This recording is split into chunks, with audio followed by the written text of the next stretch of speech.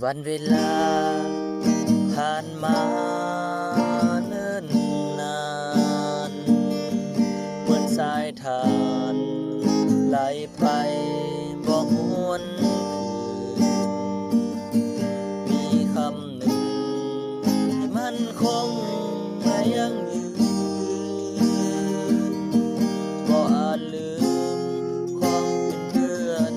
ที่ต่อกันยังอยู่สุขและทุ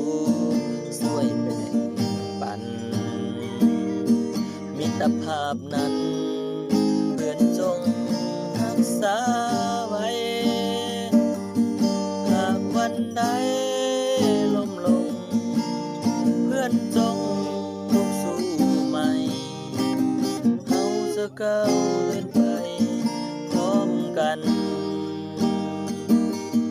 คำว่าเพื่อนนั้นคือความห่วงใยคำว่าเพื่อนจริงใจเสมอมาคำว่าเพื่อนบ่มีวันห่างลาส่วนพาเพื่อนกันตลอดไป